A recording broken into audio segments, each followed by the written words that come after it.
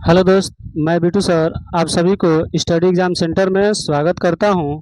आज हम इस वीडियो में विवाह के बारे में जानेंगे कि विवाह क्या होता है, विवाह के कितने प्रकार होते हैं और उन प्रकारों का मतलब क्या होता है। ठीक है, तो आपको इस स्क्रीन बोर्ड पे दिखाई दे रहा होगा कि यहाँ पे आपको विवाह विवाह का मतलब होता है कि विवाह का मतलब होता है कि जो हमारे समाज में लड़का हो या लड़की दोनों का क्या कर देना जी, गठबंधन कर देना विवाह कहलाता है।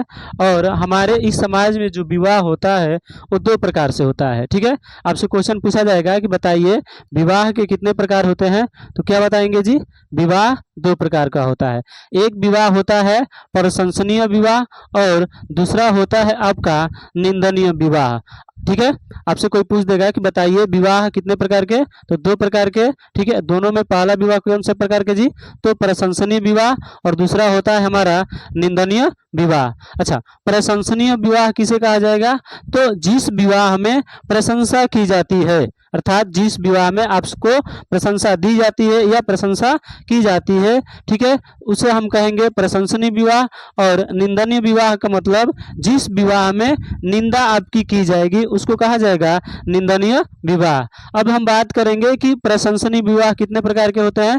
तो जो प्रशंसनीय विवाह होते हैं वो भी आपके चार प्रकार के होंगे और जो हमारा निंदनीय विवाह होंगे वो भी कितने प्रकार के, चार प्रकार के होंगे। ठीक है, तो सबसे पहले अभी देखेंगे प्रशंसनीय विवाह। तो जो प्रशंसनीय विवाह होते हैं चार प्रकार में, पहला होता है हमारा ब्रह्मा विवाह। ठीक है, दूसरा होता है दैव विवाह, तीसरा होता है आर्ष विवाह और चौथा होता है हमारा पूजापत्य विवाह। ठीक है, तो इन सभी का मतलब होता है ब्रह्मा विवाह का मतलब क्या होगा, दैव विवाह का मतलब क्या होगा, आर्ष विवाह का मतलब क्या होगा, पूजापत्य विवाह का मतलब क्या होता है। ठीक है, तो सबसे पहले इनके बारे में पढ़ेंगे, उसके बाद जानेंगे कि निंदनीय विवाह के प्रकारों का मतलब क्या होता है। ठीक है, तो पहला आपको दिखाया गया ब्रह्मा विवाह।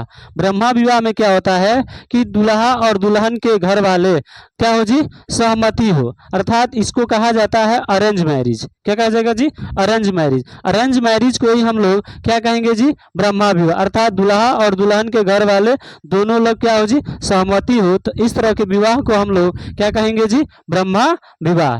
दूसरा बात करेंगे दैव विवाह। दैव विवाह आपको यहाँ पे लिखा गया है, दैव विवाह का मतलब होता है पंडित। पंडित का मतलब होता है जो हमारे पुरोहित होते हैं उनसे क्या होता है जी, यदि हम शादी कर लेते हैं तो इस तरह के विवाह को क्या कहेंगे जी, दैव विवाह। ठीक है, उसके बाद तीसरा हमारा आता है आर्ष विवाह। आर्ष विवाह का मतलब होता है, ठीक है, कि जो दुल्हा होता है, ठीक है, आर्ष विवाह में क्या होगा, जो हमारे दुल्हा होते हैं, ठीक है, वो कन्या को गाय और बैल, ये बात ध्यान रखना कि कन्या को गाय और बैल देकर क्या करते हैं जी, शादी करते हैं, तो इस तरह के विवाह को हम लोग आर्ष विवाह कहते हैं।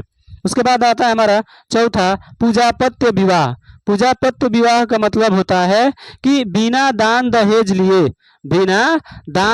लिए शादी करना क्या कहलाएगा जी, पूजापत्य विवाह। तो ये जो चारों प्रकार के आपको विवाह दिखाई दे रहा है, ये हमारे कैसे विवाह है जी, प्रशंसनीय विवाह। अर्थात इस तरह की यदि आप विवाह करते हैं तो आपकी प्रशंसा की जाएगी। अब चलते हैं हम लोग इसका दूसरा विवाह निंदनीय विवाह, जिसमें निंदा की जाएगी। ठीक है, ये भी आपके कितने प्रकार के होते हैं जी, चार प्रकार के होते हैं, जिसमें पहला है आसुर विवाह, दूसरा है गंधर्व विवाह, तीसरा है राक्षस विवाह और चौथा है आपका पिशाच विवाह। ठीक है, तो आसुर विवाह क्या होता है, गंधर्व विवाह क्या होता है, राक्षस विवाह क्या होता है और पिशाच विवाह क्या होता है, इनका मतलब भी समझेंगे कि इनका मतलब क्या होता है। तो सबसे पहले हम देखेंगे आसुर विवाह। आसुर विवाह किसे कहा जाएगा, तो यहाँ पे लिखा है आसुर विवाह में कि दुल्हा जो होगा वो कन्या के पिता, दुल्हा जो होगा वो कन्या के पिता को धन देकर उसको क्या करे जी,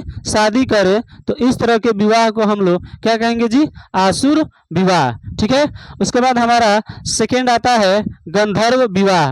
गंधर्व विवाह में दिया इसमें कि जिसमें लड़का और लड़की अपने से ही शादी कर ले, इस विवाह को क्या कहेंगे हम लोग? गंधर्व विवाह। और ये गंधर्व विवाह को हम यदि रिलेट करेंगे आज की दुनिया से तो इसी को कहा जाता है लव मैरिज। अर्थात इसमें लड़का लड़के एक दूसरे को देखकर पसंद करते हैं और शादी कर लेंगे बिना माता पिता के आज्ञा से। तो इस तरह के विवाह को हम लोग क्या कहेंगे जी?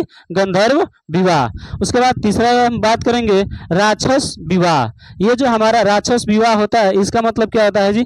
तो राक्षस विवाह में कहा जा रहा है कि अपहरण करके, अपहरण किसी भी कन्या को क्या करना जी? अपहरण, कन्या का भी किया जा सकता है और दुल्हा का भी किया जा सकता है। तो कह रहे हैं कि किसी भी अपहरण करके या बलपूर्वक, बलपूर्वक मतलब बल लगाकर, ठीक है, जोर जबरदस्ती करके हम लोग क्या करें जी? शादी यदि करते हैं तो इस प्रकार की शादी को हम लोग क्या कहेंगे जी?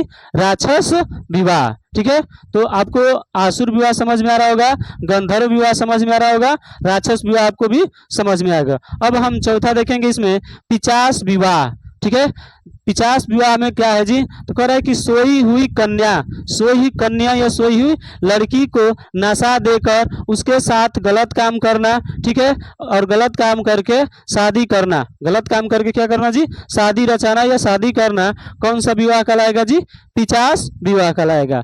तो इस तरह हम लोग विवाह के बारे में देखे हैं कि विवाह दो प्रकार के होते हैं, प्रशंसनीय और निंदनीय विवाह। ठीक है, तो यह वीडियो आपको विवाह के बारे में बताया गया है। यदि यह वीडियो आपको पसंद आ रहा होगा तो वीडियो को लाइक कीजिएगा। और बात एक और, इसमें आप लोग कमेंट करके बताइएगा कि आप लोग कौन सी इसमें से शादी करना चाहेंगे। यदि प्रशंसनीय विवाह में शादी करना चाहेंगे तो इन चारों में बताना है कि कौन सा करेंगे। यदि आपको निंदनीय विवाह करना होगा तो इन चारों में से बताना है कि कौन सा विवाह करेंगे। ठीक है, तो आज के लिए इस वीडियो में इतना ही। तो इस वीडियो को आप लाइक कीजिए, सब्सक्राइब कीजिए और अपने दोस्तों के यहाँ शेयर कीजिए। Thank you.